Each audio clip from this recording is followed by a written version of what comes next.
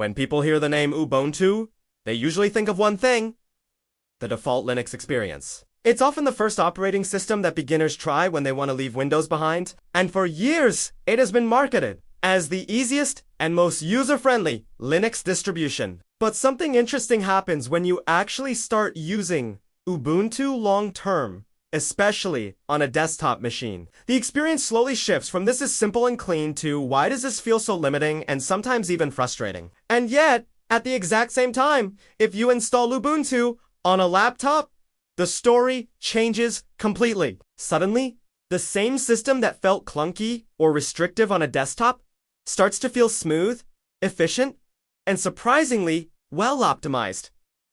So, what's going on here? Why does Ubuntu feel bad for desktops, but almost perfect for laptops? Let's break this down in a way that actually makes sense. The first thing you notice when using Ubuntu on a desktop is the interface. Ubuntu uses the GNOME desktop environment, which is very different from traditional desktop layouts like Windows or even other Linux environments such as KDE. Plaza! GNOME is designed with a minimal, distraction-free philosophy. And that sounds great on paper, but on a desktop, it often feels like something is missing. There's no traditional taskbar with window previews, no easy way to organize multiple open applications, and basic features that people expect on a desktop require extensions to even exist. You open multiple windows, and suddenly managing them becomes a chore instead of something intuitive. This is where Ubuntu starts to feel bad for desktop users, not because it's broken, but because it doesn't align with how desktops are typically used. On a desktop, people expect multitasking to be fast and visual. You want to drag windows across large screens, quickly switch between apps, and have everything visible at once. But no one pushes you toward a workflow that feels more like a mobile or tablet experience. You press the super key, enter an overview mode, and then choose your app. It adds an extra step that feels unnecessary when you're sitting at a large monitor with a keyboard and mouse. This design choice becomes even more frustrating when you're doing productivity work, editing videos, coding, or managing multiple documents. Instead of helping you move faster, the system slows you down just enough to become annoying over time. Now, take that same interface and put it on a laptop, and suddenly it makes a lot more sense. On a laptop, screen space is limited. You're often working with a single application at a time, and the full screen focused workflow of GNOME actually becomes an advantage. The overview mode feels natural because you're already used to gestures, trackpads, and switching between apps in a more controlled way. Instead of feeling like an extra step, it feels like a clean way to stay organized. The minimal design that felt empty on a desktop now feels focused and efficient on a laptop. Another major difference is power management. Ubuntu on laptops is surprisingly good when it comes to battery life and performance balance. Out of the box, it includes decent power profiles, and modern versions have improved significantly in terms of energy efficiency. The system intelligently scales performance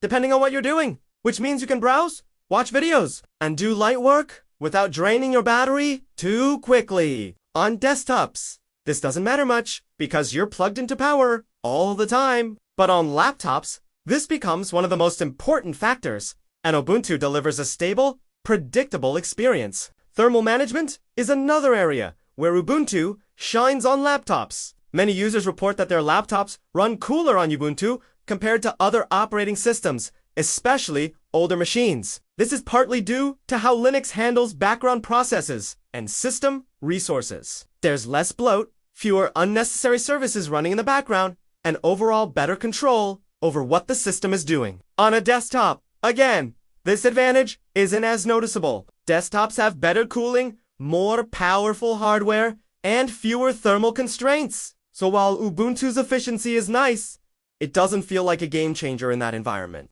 Hardware compatibility also plays a big role in this discussion. Ubuntu tends to work very well with laptops, especially those from major manufacturers. Wi-Fi, Bluetooth, touchpads, sleep states, and display scaling are usually handled quite well. The system wakes from sleep reliably, the trackpad gestures feel smooth, and everything just works in a way that feels polished. On desktops, however, things can be more unpredictable. Custom-built PCs often have a wide variety of components, And while Ubuntu supports a lot of hardware, there can still be issues with GPUs, especially NVIDIA cards. Driver installation can be confusing for beginners, and sometimes performance doesn't match expectations. Speaking of GPUs, this is one of the biggest reasons why Ubuntu feels weaker on desktops. Many desktop users rely on powerful graphics cards for gaming, video, editing, or 3D work. Ubuntu's support for NVIDIA drivers has improved,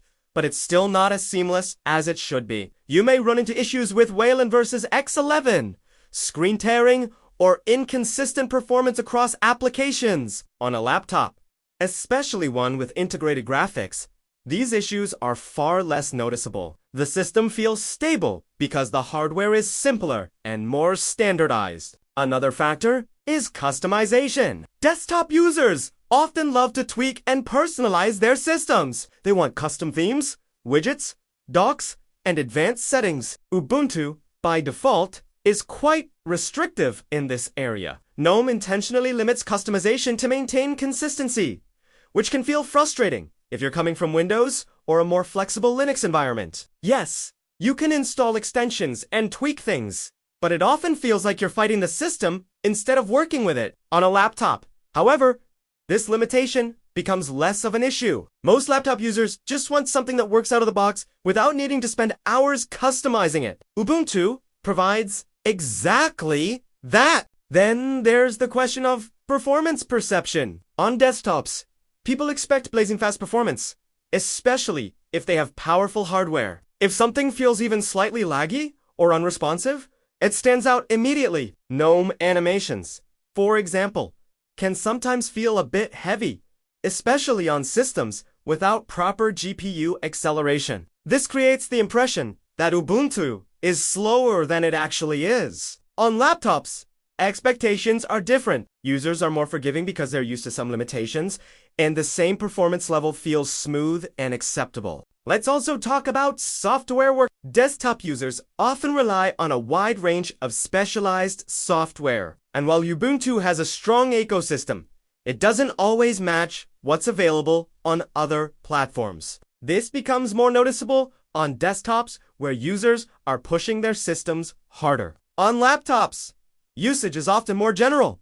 Browsing, media consumption, light productivity, and maybe some coding. Ubuntu handles these tasks extremely well, which makes it feel like a perfect fit. Another subtle but important difference is how you physically interact with the device. On a desktop, you're using a mouse and keyboard at a fixed position, usually with one or more large monitors. The interface needs to be optimized for precision and speed. GNOME's design sometimes feels like it was built with touch and gestures in mind rather than traditional desktop interaction. On a laptop, especially one with a good trackpad, this design actually feels natural. Swiping between workspaces, using gestures to open the overview, and navigating full-screen apps all feel smooth and intuitive. Even small things, like notifications and system controls, behave differently depending on the device. On a desktop, notifications can feel intrusive or poorly placed,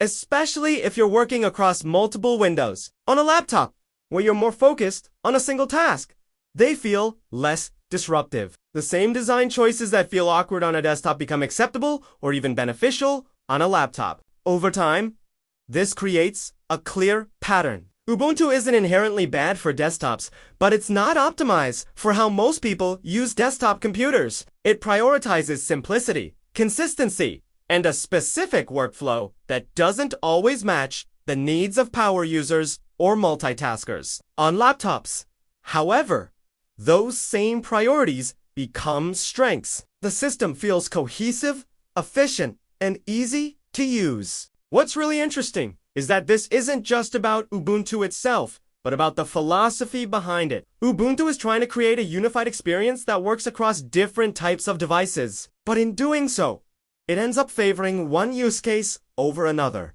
Laptops benefit because they align more closely with that vision, while desktops suffer because they require a different approach. In the end, whether Ubuntu feels good or bad depends entirely on how you use your computer. If you're someone who values simplicity, stability, and a clean interface, and you're mostly working on a laptop, Ubuntu can feel almost perfect. But if you're a desktop power user who needs maximum flexibility, advanced multitasking, and full control over your system, Ubuntu might start to feel limiting pretty quickly. And that's the real takeaway here. It's not that Ubuntu is bad or good in an absolute sense.